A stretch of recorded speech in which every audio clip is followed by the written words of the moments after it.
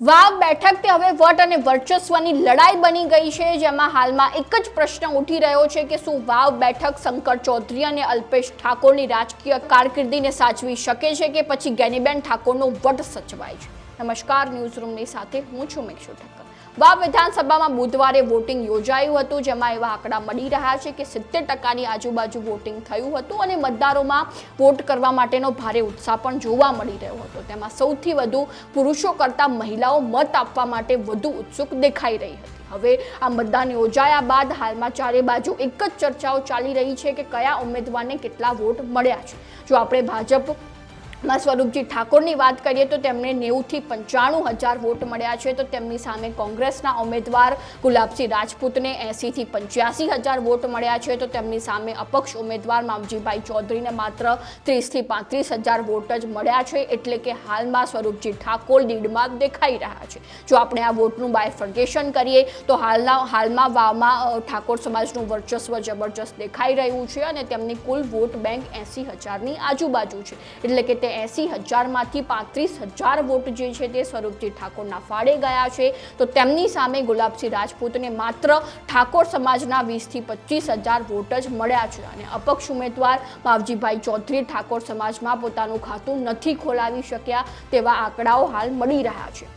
ત્યારબાદ વાત કરીએ આપણે ચૌધરી સમાજની, તો ચૌધરી સમાજનું વર્ચસ્વ પણ વાવ બેઠકમાં દેખાઈ રહ્યું છે, જેમાં ચૌધરી સમાજની કુલ વોટ બેંક 35 થી 40,000ની આજુબાજુ છે, એટલે કે તેમાંથી કુલ વોટ જે છે તે 10 થી 15,000 ભાજપના ફાળે ગયા છે અને બાકીના અન્ય વોટ જે છે તે માવજીભાઈ ચૌધરીના નામ ઉપર પડ્યા છે। ત્યારબાદ વાત કરીએ રાજપૂત સમાજની, તો સ્વાભાવિક છે કે કોંગ્રેસમાંથી ઉમેદવાર ગુલાબસિંહ રાજપૂત જે તે સમાજના છે, એટલે કે તેમાં તેમનું વર્ચસ્વ જોવા મળવાનું છે, જેમાં રાજપૂત સમાજની કુલ વોટ બેંક જે છે તે 25,000ની આજુબાજુ છે, તેમાંથી ભાજપના ખાતે માત્ર 5 થી 10,000 વોટ જ પડ્યા છે અને બાકીના અન્ય વોટિંગ ગુલાબસિંહ રાજપૂતના નામ ઉપર થયું છે। અને આપણે જો બેઠકનું એનાલિસિસ કરીએ તો તળાવમાં માવજીભાઈ ચૌધરીના સૌથી વધુ વોટ દેખાઈ રહ્યા છે અને તેમાં ભાજપ અને કોંગ્રેસમાં પણ કાટેકી ટક્કર જોવા મળી રહી છે। ત્યારબાદ વાત કરીએ ઢીમા બેઠકની, તો ભાજપ અને કોંગ્રેસ વચ્ચે આ બેઠક ઉપર જબરજસ્ત કાટેકી ટક્કર જોવા મળી રહી છે,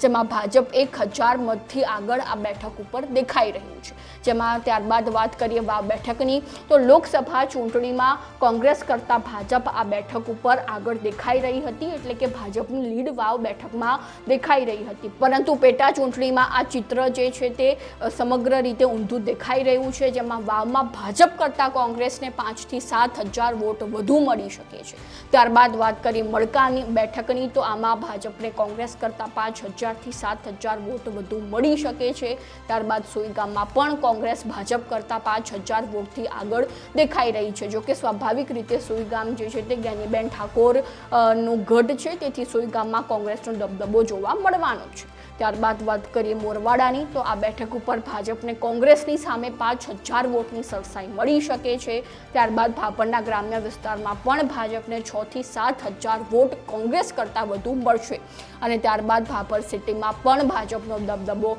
દેખાઈ રહ્યો છે અને આ બેઠક ઉપર પણ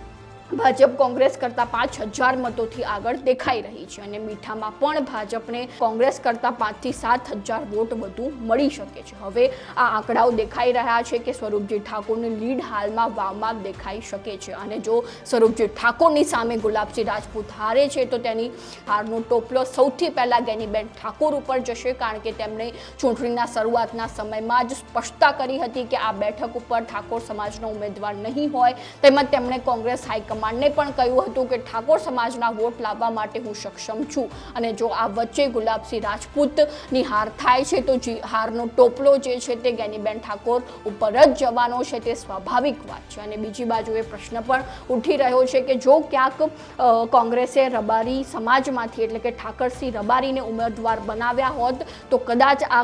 બેઠક જે છે તે કોંગ્રેસના નામ ઉપર જવાની શક્યતાઓ દેખાઈ રહી હતી। અને બીજી બાજુ એક પ્રશ્ન પણ ઉઠી રહ્યો છે કે ઠાકરસિંહ રબારી જો આ બેઠક ઉપરથી ઉમેદવાર હોત તો કદાચ આ બેઠક કોંગ્રેસના ફાળે ગઈ હોત, કારણ કે આ વખતે